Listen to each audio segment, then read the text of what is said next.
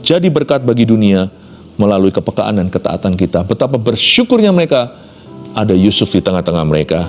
Bolehkah duniamu berkata yang sama? Betapa bersyukurnya kami ada orang ini di tengah-tengah kami. Be the salt, jadilah garam, jadilah terang. Latihlah dirimu untuk peka kepada Tuhan. Jalanlah dengan Kristus. Bukan hanya Anda diuntungkan, orang-orang sekeliling Anda pun akan diuntungkan karena ketaatan Anda.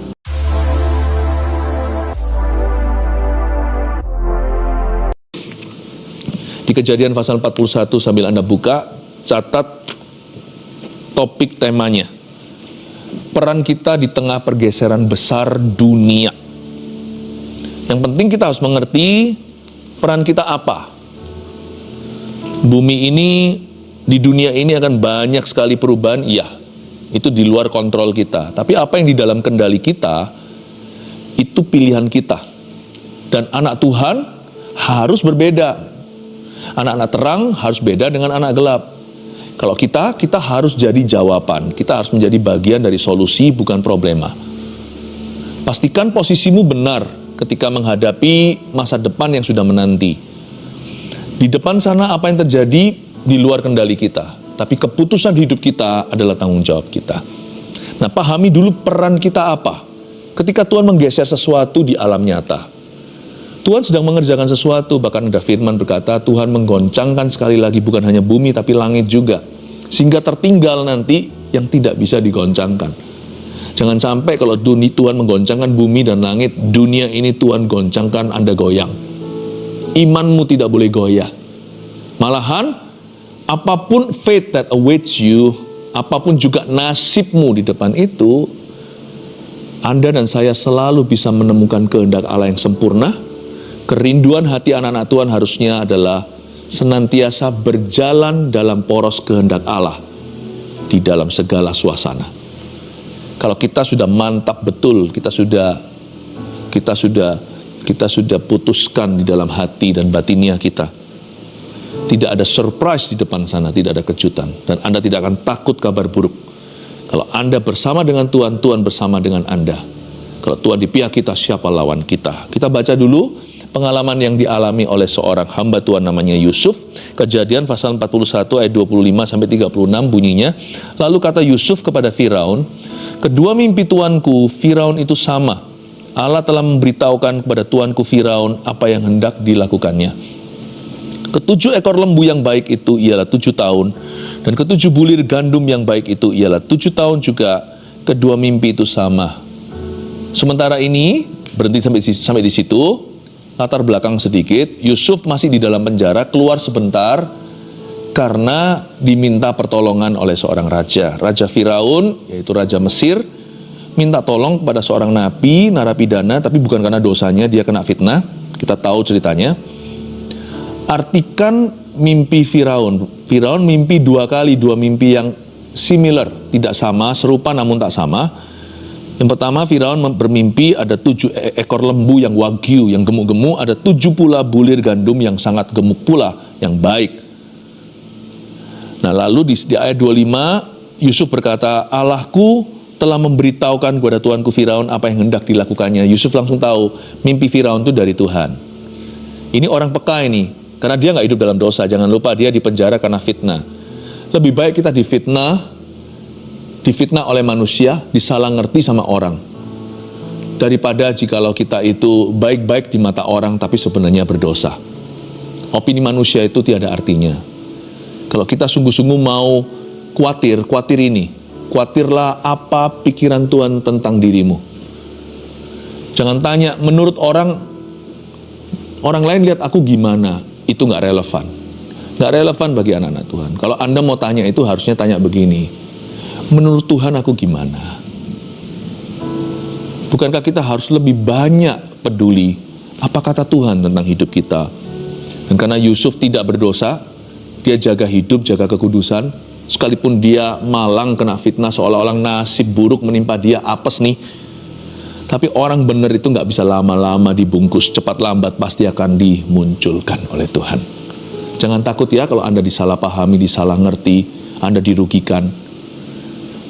Kalau Anda mengalami semua tadi, asal hatimu benar di depan Tuhan, percayalah waktunya akan tiba. Jikalau Anda nggak kepahitan, kecewa sama Tuhan, waktunya akan tiba ketika Tuhan akan memunculkan kebenaranmu. Dan hari itu lewat sebuah kejadian, keahlian Yusuf, kemampuannya diperlukan. Karena orang ini peka, dia tahu membedakan mana yang dari Tuhan, mana dari setan, karena hubungannya baik dengan Tuhan Yesus.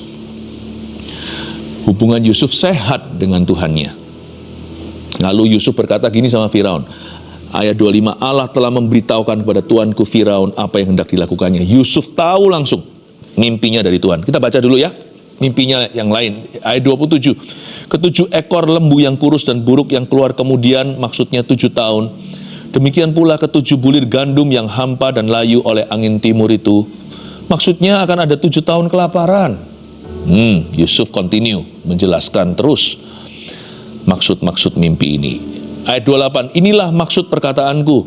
Ketika aku berkata kepada tuanku Firaun, inilah maksud perkataanku ketika aku berkata kepada tuanku Firaun, Allah telah memperlihatkan kepada tuanku Firaun apa yang hendak dilakukannya. Ketahuilah tuanku, akan datang 7 tahun kelimpahan di seluruh tanah Mesir, kemudian akan timbul 7 tahun kelaparan, maka akan dilupakan segala kelimpahan itu di tanah Mesir, karena kelaparan itu mengurus keringkan negeri itu. Sesudah itu akan tidak kelihatan lagi bekas-bekas kelimpahan di negeri ini, karena kelaparan itu, sebab sangat hebatnya kelaparan itu. Coba saya jelaskan mimpinya persisnya seperti apa. Firaun bermimpi 2 kali. Pertama dia lihat 7 ekor lembu yang gemuk-gemuk. Lalu habis itu nantinya keluar 7 ekor lembu yang kurus-kurus kering. Yang kurus itu makan yang gemuk, namun yang kurus tetap kurus, tidak jadi gemuk. Sehingga tidak terlihat sisa-sisanya kegemukan lembu-lembu, sapi-sapi yang dulu. Demikian pula bulir-bulir gandum itu yang sehat-sehat. Lalu kemudian yang sakit makan yang sehat. Lalu tidak nampak, tidak ada sisa-sisanya sama sekali, sehingga tidak pernah ada tanda-tanda bahwa dulu pernah makmur, dulu pernah diberkati. 2 mimpi ini diartikan oleh Yusuf. Coba kita lihat ayat 25 sekali lagi, lalu ayat 28. Lalu kata Yusuf pada Firaun, kedua mimpi tuanku Firaun itu sama. Yusuf langsung tahu. Yang pertama itu adalah pewahyuan, yang kedua adalah peneguhan. Allah telah memberitahukan kepada tuanku Firaun apa yang hendak dilakukannya. Yusuf tahu bahwa ini mimpi, di dalamnya ada pesan ilahi. Karena Firaun adalah presiden Mesir. Dan di dalam negara Mesir itu Yusuf tinggal. Karena ada orang benar, maka Tuhan memelihara seluruh negeri. Tahukah Anda keberadaan Anda di mana Tuhan tempatkan itu membuat Allah memelihara seluruh tempat itu? Sebegitu berharganya hidup kita. Mungkin kita sendiri aja nggak respect sama diri sendiri. Masa sih? Sungguh, firman Tuhan berkata begitu. Yusuf pun bukan orang sempurna. Yusuf pun pernah gaya-gaya, cerita-cerita sama saudaranya sampai dijual ke saudagar, berakhir di Potifar. Yusuf pun pernah sombong. Kita itu benar bukan karena kita itu sempurna. Kita itu dibenarkan karena iman kita kepada Tuhan Yesus. Di mana ada orang yang mengaku Yesus adalah Tuhannya dan dia berusaha hidup benar, di situ akan ada pemeliharaan Allah. So don't worry kalau yang namanya perahumu itu akan tenggelam. Daripada kita worry about ourselves, selalu khawatir tentang diri sendiri, gimana survive nih, gimana bisa tetap bertahan hidup. Kenapa kita nggak bersyukur apa yang kita miliki? Daripada kita doa melulu tentang diri sendiri, Tuhan begini, Tuhan begitu. Coba tanya apa peranmu. Kalau sesuatu di depan sana memang akan terjadi, bukankah kita ini bagian dari seluruh gambar besar dunia ini? Daripada kita mengeluh, kok terjadi begini? Tanya dong peranmu. Tuhan, kalau aku memang tidak bisa mengubah takdir ini, kalau aku tidak bisa mengubah apa yang hendak kau lakukan di dunia, ada nggak adanya orang benar di negeri? Kalau turun hujan, kuyup semua. Nggak ada yang namanya rumah orang benar itu kering, yang lainnya itu basah. Nggak ada. Kalau ada banjir ya kita juga kena. Kalau ada masa paceklik berkepanjangan, yang keringatan bukan hanya orang fasik, orang benar pula. Orang Kristen pun mengalami semua yang dialami oleh dunia. Namun demikian kita hidup dengan cara yang berbeda. Namun demikian hati kita tak sama dengan mereka. Secara fisik, segala sesuatu yang tiba akan menimpa semua. Tetapi secara hidup orang-orang yang kenal Tuhan tidak bisa disamakan. Yusuf menaruh posisi beda. Firaun bingung sendiri. Ini kalau nggak ada Yusuf yang bantu, dia sudah jadi korban tuh Firaun. Bahkan seluruh Mesir. 7 tahun kelimpahan itu percuma, pada akhirnya sia-sia karena ditelan dengan 7 tahun kelaparan. Pada akhirnya nanti orang-orang bisa mati hungry. Tapi daripada melihat ke depan, toh aku nggak bisa berbuat sesuatu. Yusuf pintar. Kepintarannya dia ini bukan kepandaian logika. Kepintaran dia itu pertama-tama kepandaian rohani. Dia memposisikan diri dan tanya, Tuhan, kalau aku tidak bisa mengubahmu, apa yang aku bisa lakukan beda di dalam situasi ini? Kalau Allah telah memberitahukan pada Tuan Firaun apa yang hendak dilakukannya, kita semua tidak bisa berbuat apa-apa. Minimal kita bisa berbuat sesuatu. Kalau aku tidak bisa mengubah dunia, kalau Tuhan bawa dunia ke arah yang Dia inginkan, pastikan Tuhan, waktu Tuhan bawa seluruh dunia ke situ, aku tidak menjadi korban, tapi biarkan aku menjadi berkat. Aku tidak akan jadi korban, tapi aku menjadi jawaban. Aku tidak akan jadi salah satu orang lagi yang nanti bitter atau pahit dengan Tuhan. Tapi aku akan menjadi saksimu. Aku akan menjadi orangmu. Aku akan menjadi hamba Tuhan dalam situasi ini. Allah telah memberitahukan pada tuanku Firaun apa yang hendak dilakukannya. Yusuf tidak masuk ke kamar lalu berkata, Tuhan, jangan. Tuhan batalkan. Yusuf tahu kalau Tuhan sudah niat, tidak ada seorang pun bisa mencegahnya. Tak terkecuali Yusuf, Elia, siapalah, Musa. Allah itu daulat. Kalau Tuhan sudah ada maunya, siapa yang bisa menghentikannya? Yusuf tidak masuk ke kamar doanya atau kembali ke penjara dan berkata, aku akan coba mengubah keputusan Allah atau mengubah pikirannya. Tidak. Tapi dia menempatkan diri di posisi siap untuk dipakai olehnya. Karena dia tahu dan kenal Tuhannya. Tuhan itu nggak pernah melakukan sesuatu itu iseng. Allah kita itu is a purposeful God, Allah yang penuh tujuan. Kalau Tuhan mau melakukan sesuatu, pasti ada maksud yang baik di baliknya, ada maksud ilahi. Tinggal orang yang tidak menempatkan diri di sisi perkenanan Allah, dia akan jadi korban. Tapi orang yang menempatkan diri pada sisi Tuhan, akan menjadi alat kepanjangan tangannya. Anda mau jadi orang yang dipakai Tuhan atau jadi korban? Tahun ini kita mau di sisi mana? Yusuf berkata, Allah akan melakukan ini, dear Firaun, and I cannot do anything to change him. Aku tidak bisa melakukan apa-apa untuk mengubahnya. Baginda juga nggak bisa. Dengan kata lain, dia coba berkata begitu. Raja pun tidak bisa karena dia raja di atas segala raja. Kita nggak bisa berbuat apa-apa. Namun pasti ada maksud baik di balik itu. Kita bisa berbuat sesuatu. Nah, itu yang harus kita temukan. Menemukan kehendak Allah tahun ini. Dalam segala gunjang-ganjing dunia, silih berganti setiap pencobaan yang akan menerpa. Lord, place me there. Taruh aku di situ. Tempat pemakaian Allah. Ayat 28, inilah maksud perkataanku ketika aku berkata kepada tuanku Firaun, Allah telah memperlihatkan pada tuanku Firaun apa yang hendak dilakukannya. Beda ayat 25 dan 28 adalah kata Allah telah memberitahukan, lalu ayat 28 Allah telah memperlihatkan. Kalau Tuhan bicara sesuatu dalam hidupmu, itu berarti Tuhan memberitahukan. Itu kita terima lewat pewahyuan firman. Jangan panik kalau Tuhan memberitahu di depan akan ada challenge atau akan ada sebuah tantangan. Kita mempersiapkan diri. Tapi kalau Allah telah memperlihatkan, itu bukan pewahyuan, itu pengalaman. Kalau kita mengalami sesuatu baik atau buruk, jangan panik dulu. Jangan habis itu lepas kendali, habis itu lepas pegangan. Ingatlah dalam suka dan duka, Yesus tetap adalah Tuhan kita.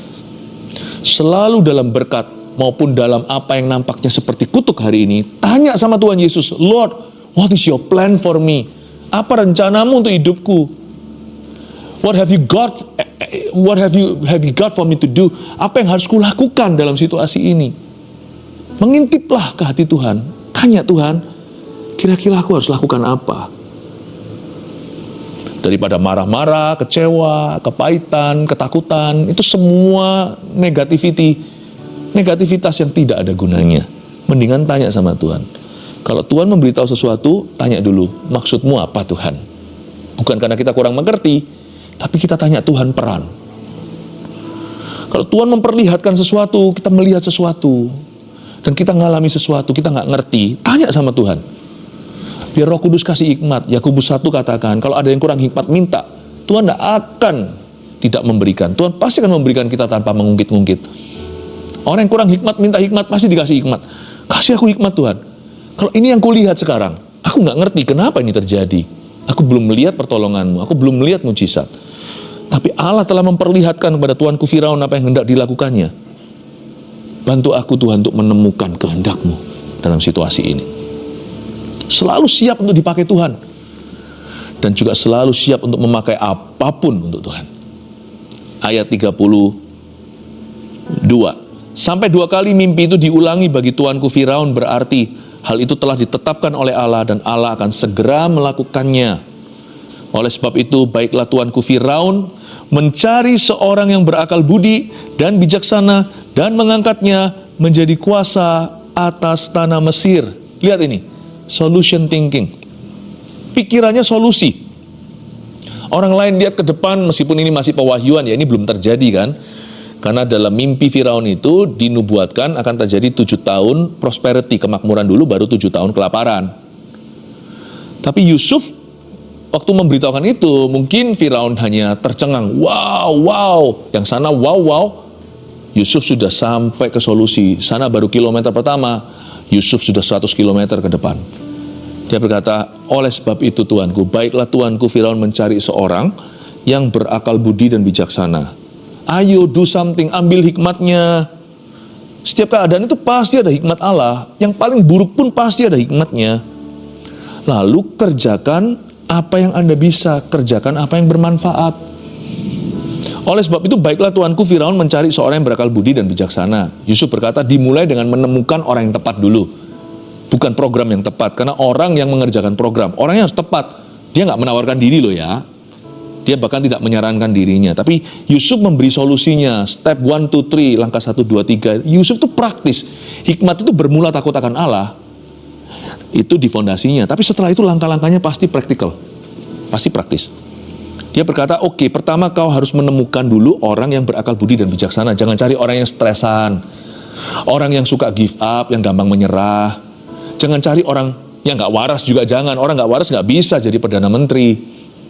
Mesti cari orang berakal budi, bukan orang yang kehilangan akal budinya yang sehat. Yang suka mabuk-mabuk, yang pakai narkoba, yang suka high, yang suka intoxicated. Mana bisa? Udah gak bisa berpikir lurus. Coba lihat kalau orang sudah minum kebanyakan, yang suka pesta pora, atau yang stres sukanya itu melarikan diri dari realita. Orang yang seperti itu tidak berakal budi. Orang yang seperti itu tidak pada posisi Allah bisa memakainya.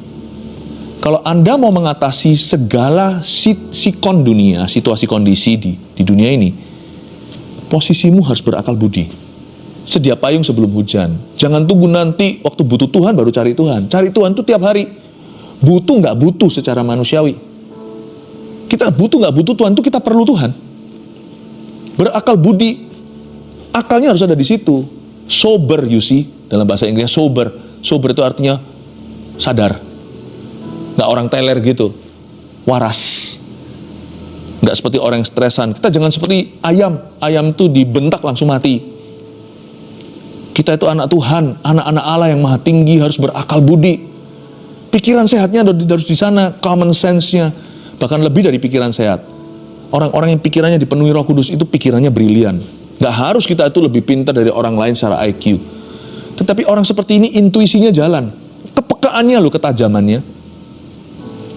Tapi itu nggak bisa terjadi kalau orang itu tidak dimulai dengan takut akan Allah. Karena orang yang hidupnya kompromi dengan dosa tidak mungkin punya pikiran Tuhan. Berakal budi dan bijaksana. Saya sebutin dalam bahasa Inggrisnya the state of readiness. Dia punya dalam suatu kondisi siap. Yusuf itu waktu disuruh keluar dari penjara, saya yakin dia nggak dalam keadaan ngamuk sama Tuhan lah, kepahitan lah, lagi perlu pemberesan sama sesamanya. Bahkan saya pun yakin dia bersyukur. Dia tiap hari pasti bersyukur. Wong buktinya di dalam Alkitab dituliskan kejadiannya, meskipun nggak ditulis persis seperti itu, bahwa Yusuf dipercaya kunci. Dia itu menjadi kepercayaan kepala penjara. Pasti dia itu rapi, meskipun tetap pakai baju napi. Nggak mungkin dia berantem sama orang di dalam sana. Dia menaruh posisi any day, state of readiness, siap dipakai. Itu berarti juga di dalamnya ada holiness. Dia jaga kekudusan tiap hari, tiap saat. Ada willingness, ada kemauan, ya, dan sebagainya. Mungkin Yusuf di dalam penjara itu banyak baca, banyak belajar, tidak sia-siakan waktu. Bukan orang yang sukanya itu procrastinate atau yang suka muter-muter gitu loh. Kalau Musa memimpin bangsa Israel 40 tahun di padang gurun nggak masuk-masuk, ada orang itu yang mau melakukan sesuatu yang baik, berguna, melakukan yang benar, apalagi yang sudah terjadi tanggung jawabnya itu kayaknya itu muter-muter dulu baru masuk, berjam-jam buang-buang waktu, ngegame dulu baru nanti belajar gitu ya. Atau ada orang yang berminggu-minggu nanti baru mau sungguh-sungguh, atau yang berbulan-bulan, ada pula yang bertahun-tahun baru mau melayani Tuhan. Yusuf nggak gitu sih. Kata bijaksana itu tak-tak.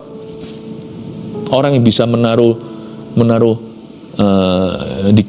barang-barangnya di kabinet, kalau yang namanya towels atau handuk itu ditaruh di rak, mana ditaruh kulkas, dia tahu. Orang yang organize, orang yang teratur, itu bijaksana.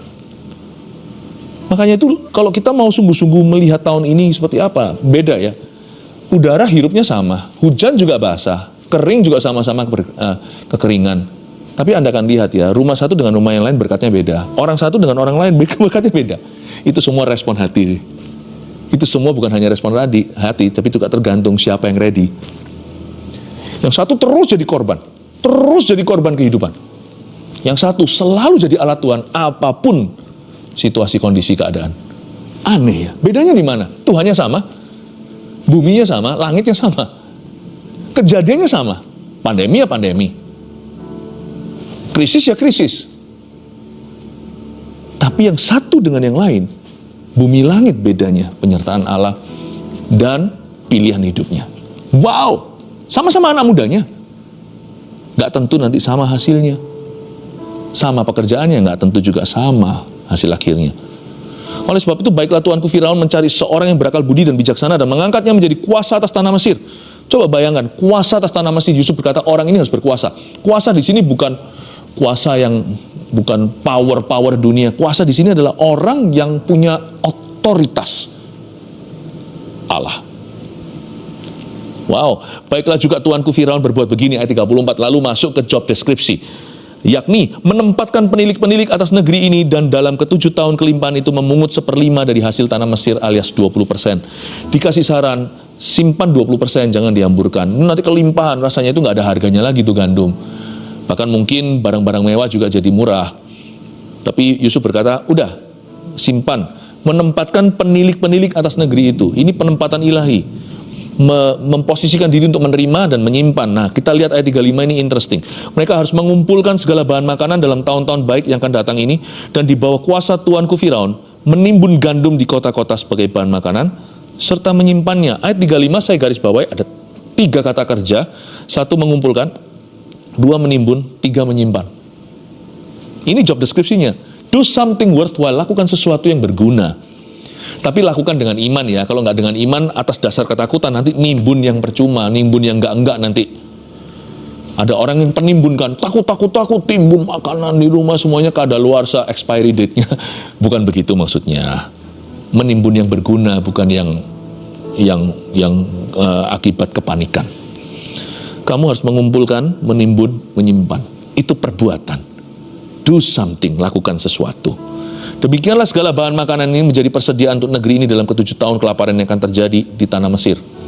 Supaya negeri ini jangan binasa karena kelaparan itu. Garis bawahi, supaya negeri ini jangan binasa karena kelaparan itu. Luar biasa ya. Dari sini saya pelajari sesuatu. Bahasa Inggrisnya dulu. You cannot change the world, but you may save your world. Mungkin kita tidak bisa menyelamatkan seluruh dunia, tapi Tuhan bisa memakai orang yang peka dan taat orang yang waras dan sadar, orang yang berakal, bukan akal busuk, akal licik, akal budi, dan yang bijaksana, yang takut akan Allah, dan yang takut akan Allah, yang tenang dan pintar. Tuhan bisa memakai orang itu untuk menyelamatkan dunianya. Jadi ingat nih tentang Paulus ketika kapal karam 200 sekian awak kapal itu tidak ada satupun tenggelam gara-gara Paulus, karena ada malaikat berkata, karena kamu seluruh kapal ini tidak akan tenggelam. Maksudnya tenggelam kapalnya, saya ralat, tapi seluruh kapal ini tak ada satupun awaknya akan meninggal. You cannot change the world. Dunia terlalu besar, but you may save your world. Keputusan, kepekaan, ketaatan Yusuf dan kesadarannya, ya, dan kewarasannya dan kebersediaannya untuk dipakai oleh Tuhan dalam segala situasi, dan ketajamannya untuk melihat bahwa hal ini bisa dipakai oleh Tuhan untuk kemuliaannya, membuat seluruh Mesir harus forever and ever berterima kasih dengan orang Yahudi saat itu. Mereka harus bersyukur adanya Yusuf di tengah-tengah mereka, karena Yusuflah yang menyelamatkan dunia mereka. Sadarkah Anda, kelaparan 7 tahun yang dinubuatkan tetap datang, tapi hasil akhirnya beda karena ada Yusuf yang meresponi Allah dengan cara yang tidak sama. Saya ingin Anda mengerti peran Anda, keluarga Saat Teduh Bersama, peran kita di tengah pergeseran besar dunia. Responmu menentukan. Nomor 1, ini review, ya, ini summary, ini adalah rangkumannya. Selalu siap dipakai Tuhan dan memakai apapun untuk Tuhan. Tantang dirimu untuk selalu menemukan kehendak Allah yang paling sempurna di dalam setiap pengalaman, setiap pewahyuan, dalam setiap keadaan.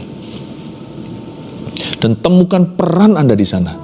Posisikan dirimu untuk dipakai Tuhan, bukan ngomel seperti seorang korban, bukan mengeluh tak berdaya, tetapi berkata, Lord, here I am, aku mau bekerja sama dengan Tuhan, pakailah aku. Selalu siap dipakai Tuhan dan memakai apapun untuk Tuhan. Apapun bisa dipakai Tuhan, dan Tuhan pakai suatu musibah untuk menjadi cerita yang luar biasa. Your greatest test could become your greatest testimony, you know, bahwa pencobaan Anda terbesar tahun ini bisa menjadi kesaksian Anda terbesar pula di tahun 2024. 2, ambil hikmat. Ambil hikmat di setiap keadaan dan kerjakan yang bermanfaat. Jangan kerjakan yang gak ada gunanya. Stres itu tiada gunanya. Ngomel itu percuma. Ya kan, saling menyakiti, blaming, saling menyalahkan, itu gosip, menyerah, give up. Itu semuanya gak ada, itu percuma, semuanya tidak ada gunanya. Beritahu pada diri sendiri, aku adalah bagian dari solusi, bukan bagian dari problema. Ambil hikmatnya, di setiap keadaan itu ambil hikmatnya. Kalau salah, minta maaf sama Tuhan dan belajar dari kesalahan. Tapi kalau kita sudah benar, jalan terus. Nggak ada mujizat, tetap pegang pada kebenaran. Ambil hikmat setiap keadaan, kerjakan yang bermanfaat. Ingat, kerjaan yang bermanfaat di sini adalah mengumpulkan, menimbun, menyimpan, menempatkan penilik-penilik atas negeri ini di tahun-tahun kelimpahan. Yang 3, jadi berkat bagi dunia melalui kepekaan dan ketaatan kita. Betapa bersyukurnya mereka ada Yusuf di tengah-tengah mereka. Bolehkah duniamu berkata yang sama? Betapa bersyukurnya kami ada orang ini di tengah-tengah kami. Be the salt, jadilah garam, jadilah terang. Latihlah dirimu untuk peka kepada Tuhan. Jalanlah dengan Kristus. Bukan hanya Anda diuntungkan, orang-orang sekeliling Anda pun akan diuntungkan karena ketaatan Anda. God bless you di tahun yang baru. Saya berdoa Anda semakin maju dalam segala sesuatu. Profesi pekerjaan Anda, keluarga, pelayanan Anda diberkati oleh Tuhan. Haleluya.